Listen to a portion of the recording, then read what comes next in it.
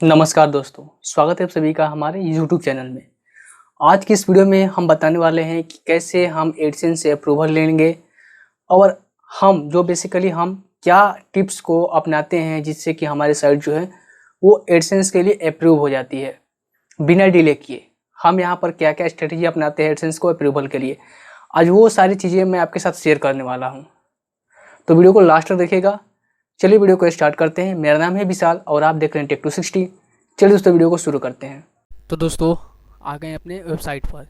ये जो वेबसाइट है जिस पर हमने एडसेंस का अप्रूवल लिया है, मैं आपको अभी मेल चेक करा दे रहा हूँ और यहाँ पर एडसेंस का ऐड जो है सर्व हो रहा है, जैसे कि यहाँ पर आप देख सकते हैं।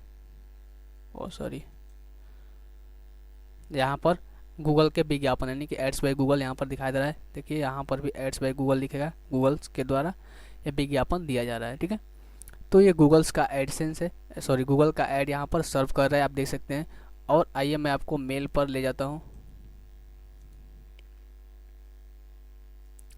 ये रहा वो मेल, 4 दिन पहले आया था। हालांकि वीडियो 4 दिन बाद बन रहा है, कोई बात नहीं। ये 4 दिन पहले मेल आया था।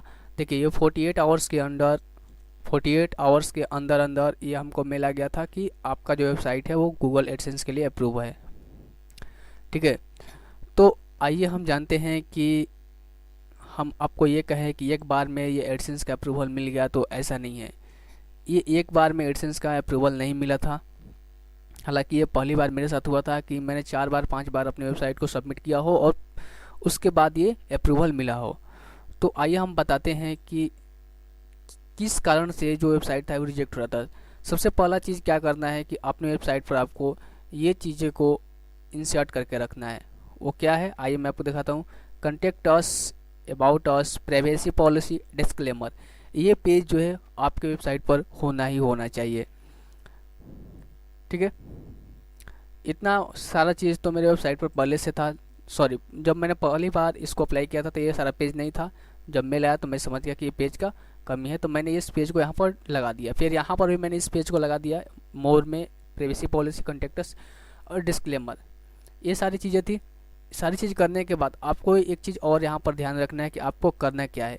यहाँ पर जितने भी आप मेनू को बनाएंगे,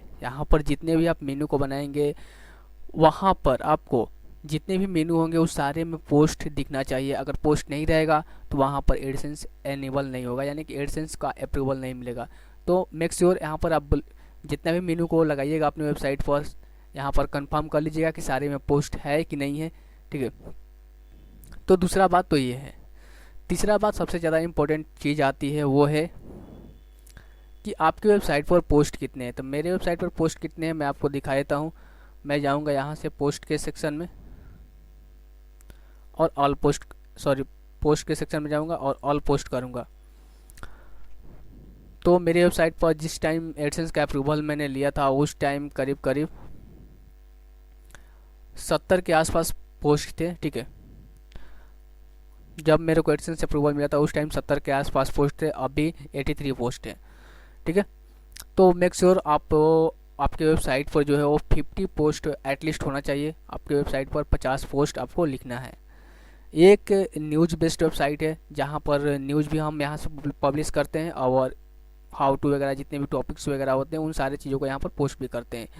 तो एक टेक्नोलॉजी बेस्ड वेबसाइट है जहाँ पर टेक्नोलॉजी से रिलेटेड ही पोस्ट की जाती है, अनवांटेड चीज़ें यहाँ पर पोस्ट नहीं होती है। तो सबसे पहले आपको अगर अपने वेबसाइट को रन कराना है, अगर बेटर वे में रन कराना है, तो आपको ये ज़रूरी होगा कि आप किस कैटेगरी में अपने वेबसाइट को रैंक कराना चाहते हैं। तो मेक श्योर आपको कैटेगरी निश्चित करना चाहिए। ये नहीं कि कुछ इस कैटेगरी का पोस्ट किया, कुछ उस कैटेगरी का पोस्ट किया, तो ऐसे नहीं होगा। तो सबसे पहले आपको क्या करना है कि अपने वेबसाइट में जो भी आप मेनू लगाएंगे उसमें सारे में पोस्ट करना जरूरी है और एटलीस्ट 50 पोस्ट आपकी वेबसाइट में होना चाहिए, तभी आपका वेबसाइट का एडसेंस जो है अप्रूव मिलेगा। तो सारा चीज़ तो मेरे में क्लियर था, फिर किस बात के लिए रिजेक्ट हो रहा था। तो सबसे पहले अगर आप ब्लॉगर पे हैं तो आपको ये दिक्कत नहीं आएगी। बहुत रेयर केस में ब्लॉगर पे दिक्कत आती है, लेकिन आप वर्डप्रेस पर है तो आपको ये दिक्कत आ सकती है। मैंने यहाँ पर फ्री थीम का इस्तेमाल किया है, न्यूज़पेपर एक्स थीम है, ये फ्री थीम का मैंने इस्तेमाल किया है। हालांकि ये जो थीम है वो पेड आती है, आप इसको परचेज कर पाएंगे।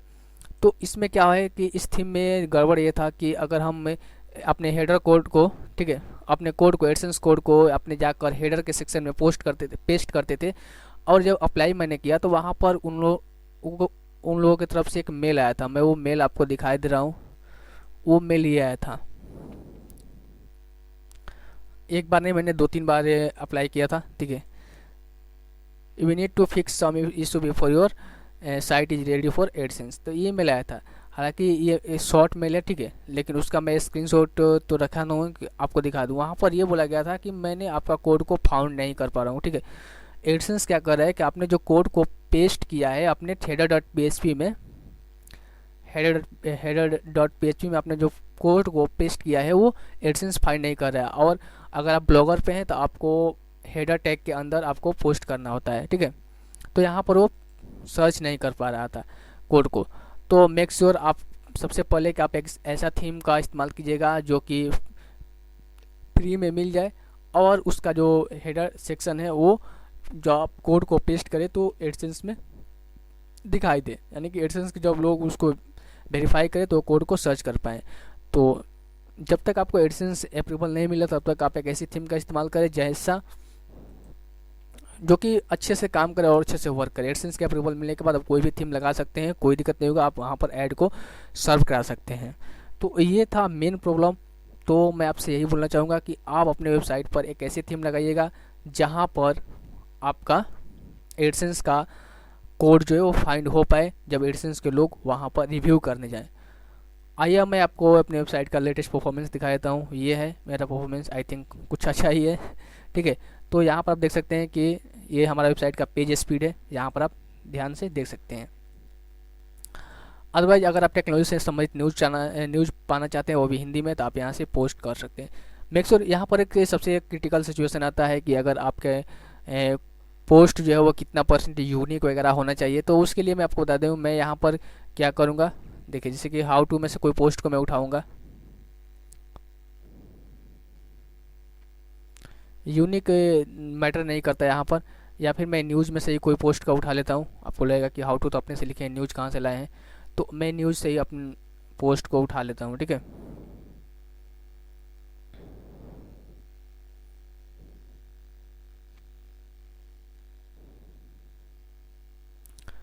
मैं लैपटॉप वाले पोस्ट को उठाता हूँ। देखिए मैंने लैपटॉप वाला पोस्ट को मैं यहाँ से उठा रहा हूँ। तो मैंने यहाँ पर लैपटॉप वाले पोस्ट को कॉपी किया है और स्मॉल एस जो टूल में जाकर यहाँ पर मैंने इसको पेस्ट किया। बहुत लोग बोलते हैं कि आपका 100% कंटेंट यूनिक होना चाहिए। अगर आप हिंदी में लिखेंगे तो ऑटोमेटिकली वो 60 से 70% जो कंटेंट होता है वो यूनिक ही होता है। आप किसी भी वेबसाइट से, किसी भी बड़ी वेबसाइट से आप उसका कंटेंट को same to same as it is आप कॉपी करके भी पेस्ट कर देंगे तो आपका 60% जो कंटेंट होगा, या 60 या फिर 50%, एटलीस्ट 55% आपका जो कंटेंट होगा ये यूनिक ही होगा, ठीक है। चलिए मैं इस कंटेंट को पेस्ट करके देखता हूँ कि हमारा जो कंटेंट है कितना % यूनिक बताता है। चेक प्लेगरिज्म में आप क्लिक करेंगे, ठीक है। स्मॉल एस टूल का मैंने यहाँ पर इस्तेमाल कर रहा हूँ। आइए जानते हैं कि हमें जो कंटेंट है वो कितना % यूनिक ये बता रहा है। स्मॉल एसईओ टूल यहाँ पर काम नहीं कर रहा था तो हमने दूसरी वेबसाइट का सहारा लिया, ठीक है। प्लेगरिज्म डिटेक्टर करके एक वेबसाइट है जिसका लिंक मैं डिस्क्रिप्शन में दे दूंगा, वहाँ से अपने कंटेंट को चेक कर पाएंगे। तो जैसे आप यहाँ पर देख सकते हैं कि यहाँ पर 70% जो मेरा कंटेंट है ये यूनिक बता रहा है और 30% प्लेगराइज्ड भी बता रहा है। देखिए दोस्तों, होता क्या है कि कंटेंट जो होता है वो सारे लोग का एक ही होता है।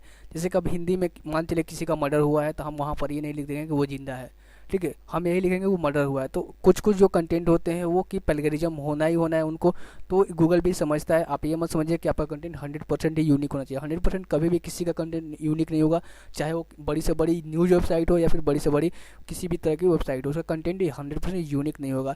गेम को नियंत्रित करने के लिए कर सकते हैं, अगर ये कभी जरूरी नहीं है कि जो और भी लोग हैं जैसे कि डेल G515, अब जितने भी डेल 5G515 के बारे में लिखेंगे वो सारे लोग यही लिखेंगे।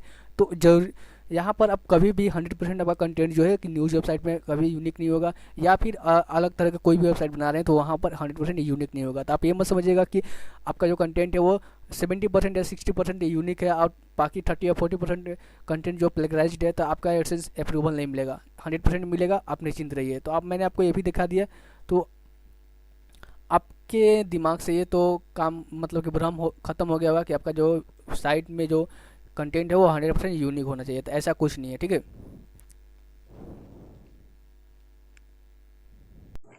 तो ये बेसिक सी चीज़ें हैं। यहाँ पर मैं इन्हीं चीज़ों का उपयोग करके एडसेंस का अप्रूवल लेता हूँ। मेरे लिए कोई हार्ड काम नहीं है एडसेंस का अप्रूवल लेना, तो आपके लिए भी हार्ड काम नहीं होगा एडसेंस के लिए अप्रूवल होना, क्योंकि आपको थोड़ा सा टिप्स की ज़रूरत होती है। आप एकदम से किसी का भी पोस्ट कॉपी मत कीजिएगा। और एक बात, हमने यहाँ पर क्यूज का एक स्क्रिप्ट डाला है परचेज करने के लिए। बहुत सारे लोग हमसे क्वेश्चंस बोलते हैं कि अगर हम सारे क्वेश्चंस को एक पेज पे डिस्प्ले कराएं तो हमसे एडसेंस का अप्रूवल मिलेगा, अदरवाइज नहीं मिलेगा।